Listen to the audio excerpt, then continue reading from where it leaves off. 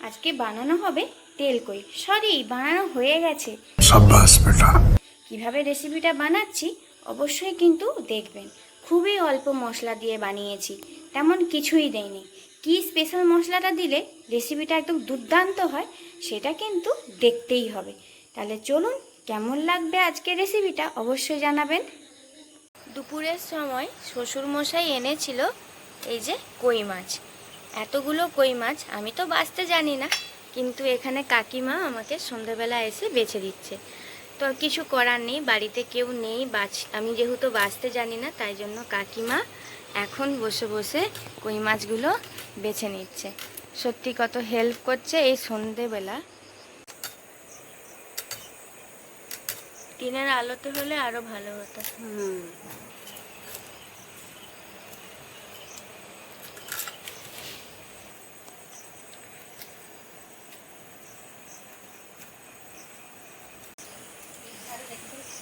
হ্যাঁ, এক ধারে ওখানে রেখে দাও না, বিড়ালে খেয়ে নেবে। ধুয়ে নাও। একটা ডিম বেরিয়েছে একটুখানি। ডিম ওটা বেড়ে গেছে।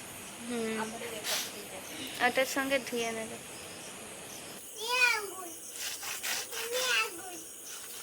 সব জোগাড় যন্ত্রপাতি কমপ্লিট। এখানে কাকিমা নুন, হলুদ আর লঙ্কা, যেমন বেসিক্যালি মাছে যা মাখানো হয় সেটা মাখিয়ে দিয়ে চলে গেছেন। প্রায় আধা ঘন্টার মতন মাখিয়ে রেখেছি, যাতে নুনটা মাছের মধ্যে খুব ভালোভাবে প্রবেশ করতে পারে। ঠিক আছে समरिया। আর এখানে আমি নিয়েছি, যেমন এটার মধ্যে নিয়েছি একটা মিডিয়াম সাইজের পেঁয়াজ, আদা, রসুন আর দুটো কাঁচা লঙ্কা। আর একটা মশলাও নিয়েছি। মশলার মধ্যে নিয়েছি হলুদ, জিরে আর লঙ্কার গুঁড়ো। আলুটাকে কেটে রেখেছি। একটা স্পেশাল মশলা দিয়ে এই কই মাছের রেসিপিটা বানাবো।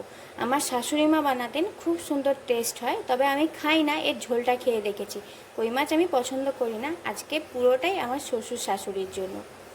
बहुत अच्छा लगेगा। মশলাটা বেটে নিই, তারপরে রান্নাটা শুরু করব। তো শুকনো লঙ্কা বাদে বাকি সবই এখানে আমি দিয়ে দিচ্ছি। এটাকে বেটে নিয়ে আসি। আর খুব কিন্তু মিহি বাটার দরকার নেই। এটার মধ্যে যদি একটু দানাদার থাকে আদা, রসুন, পেঁয়াজটা খুব সুন্দর টেক্সচার দেয়। ঠিক আছে, দিয়ে দিচ্ছি এখানে সরষের তেল। নুন হলুদ দেব না, এর মধ্যে আমি দিয়ে দিচ্ছি কেটে রাখা আলু। আলুগুলোকে একদম গোল্ডেন ফ্রাই করে নেব।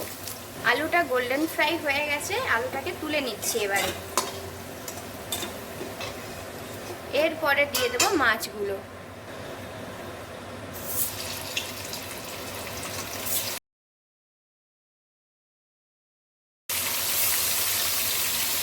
একদিকটা লাল হয়ে গেছে, তো আরেক দিকটা এবারে উল্টে দিচ্ছি। এইটা সকলেই জানেন, আমার থেকেও ভালো জানেন আপনারা, তাও বলছি।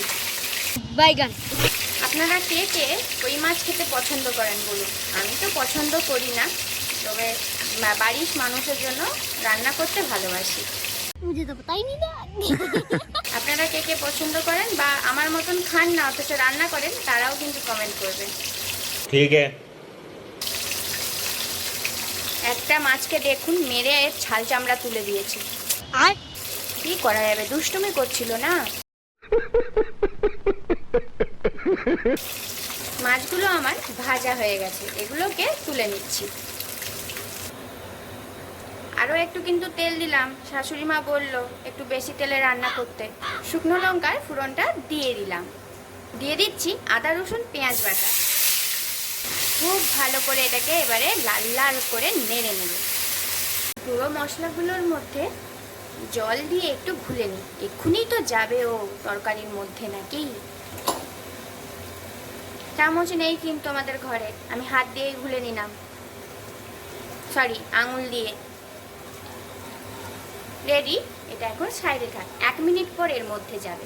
আমার ইউটিউব পরিবারেরই একজন দাদা আমাকে কমেন্ট করেছেন যে তুমি 9:16 রেশিওতে না করে 16:9 রেশিওতে করতে। তো তার কথা মতন অনুযায়ী আমি আজকে এরকম আরেভাবে ভিডিওটা করছি। কেমন লাগলো ভিডিওটি অবশ্যই কিন্তু জানাবেন। এখানে আমার মোটামুটি গোল্ডেন ফ্রাই হয়েই গেছে পেঁয়াজগুলো। এবারে এখানে দিয়ে দিচ্ছি এই যে মশলাটা, সরি মশলা নয়, গুঁড়ো মশলা। খুব ভালো করে জল দিয়ে দিয়ে কষিয়ে নেব।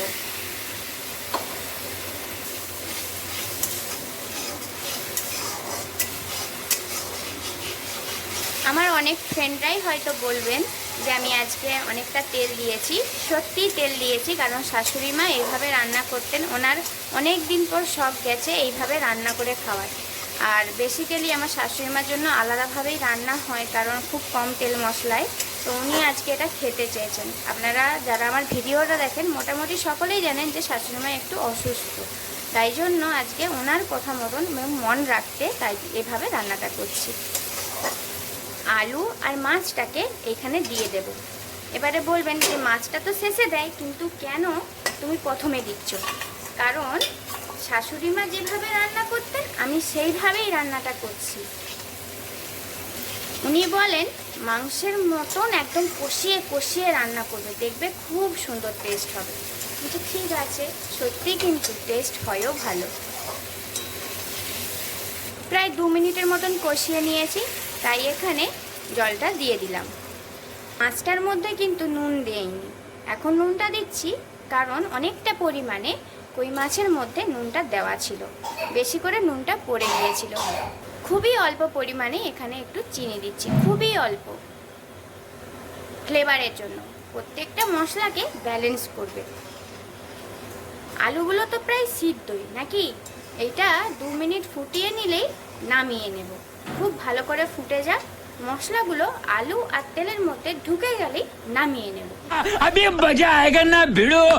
রাখার পরে দেখুন জলটাও শুকিয়ে গেছে, রেডি হয়ে গেছে। আপনাদেরকে একটা কথা বলা হয়নি, আমি মাছটাকে কাকিমা যখন কেটে চলে যায় তারপরে এইভাবে কাট লাগিয়ে নিয়েছি। দেখুন কি সুন্দর, এরকম ছুরির দ্বারা কাট লাগিয়ে নেবেন, এর মধ্যে নুন ঝালটা খুব সুন্দর প্রবেশ করবে। কাঁচা লঙ্কাগুলো এখানে দিয়ে দিচ্ছি। আজকে আর সার্ভ করব না, এখানেই কিন্তু দেখিয়ে দিলাম। 2 এলাচের ছিলকেটাকে বাদ দিয়ে বীজটাকে নিয়ে গুঁড়ো করে নিয়েছি, এখানের মধ্যে দিয়ে দেব। আর ভাবছেন ছিলকেটা কি করব? চায়ে দিয়ে দেব। আবার কি, আপনারাও কিন্তু চায়ে দেবেন, ছিলকেটা এর মধ্যে দিবেন না। शाबाश बेटा। আলু দিয়ে তেল কই একদম ডান। খুব সুন্দর রেসিপি, অবশ্যই বানাতে হচ্ছে। তাহলে চলুন সকলকে সার্ভ করে দিই। আবার দেখা হবে নেক্সট ভিডিওতে। ভালো থাকবেন, সুস্থ থাকবেন।